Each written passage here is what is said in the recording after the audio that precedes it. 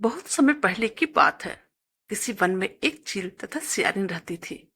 चील और सियारिन में गहरी मित्रता थी। वह दोनों हर काम को मिल बांट कर करते थे। दोनों एक दूसरे से कभी भी कुछ नहीं छुपाते थे। उन दोनों की दोस्ती का मिसाल दिया जाता था।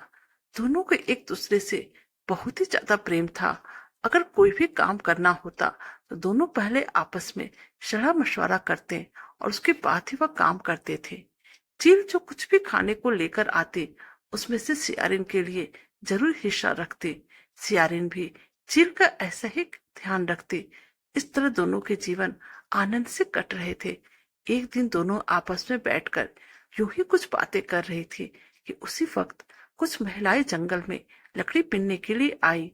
वह सभी महिलाएं लकड़ी भी बीन रही थी और आपस में किसी जीवित पुत्री का व्रत के बारे में बात भी कर रही थी। चील और सियारिन उन सभी महिलाओं की बातों को बहुत ही गौर से देख रही थी, सुन रही थी। यह सब देख चील के मन में जिज्ञासा जग गई। वह महिलाओं के पास गई और व्रत के बारे में पूछने लगी। महिलाओं ने जितिया व्रत के बारे में चील को बताया। चील तुरंत अपने मित्र सियारिन के पास गई और उसको जितिया व्रत के बारे में बताया। व्रत को बताने के बाद चील तथा सियारिन ने निर्णय लिया कि वह दोनों भी जितिया माता का व्रत और पूजा विधि विधान से करेगी। चील तथा सियारिन ने जितिया माता का व्रत का संकल्प लिया और शाम को पूजा की। पूजा के बाद ही चील और सियारिन को भूख लगने लगी। सियारिन अपनी भूख बर्दाश्त कर न सकी और वह जंगल में जाकर शिकार करने चली गई। सियारिन जब मांस को खा रही थी तब चील ने उसे देख लिया और व्रत तोड़ने के लिए सियारिन को बहुत डांटा। सियारिन ने तब चील से कहा, देखो हम लोगों ने पूजा तो कर लिया है, एक बार खा लेते हैं, कुछ नहीं होगा। मैंने तो खा लिया, अब तुम भी खा लो। चील उससे कुछ न बोली। फिर बार बार सियारिन यही बात चील के सामने दोहरा रही थी, लेकिन चील ने अपना व्रत नहीं तोड़ा और पूरे सच्चे मन से जितिया व्रत को पूर्ण किया। अगले जन्म में सियारिन और चील का जन्म बहन के रूप में हुआ। वह दोनों एक प्रतापी राजा की कन्या बनी थी। समय के साथ दोनों बड़े हुए तो राजा ने सियारिन का विवाह एक राजकुमार से तथा चील का विवाह राज्य मंत्री के पुत्र से कर दिया। दोनों अपने अपने पति के साथ खुश थी और समय अपनी रफ्तार से आगे बढ़ते जा रहे थे। कुछ समय बाद सियारी ने एक पुत्र को जन्म दिया, लेकिन जन्म के कुछ दिन बाद ही उसके पुत्र की मृत्यु हो गई।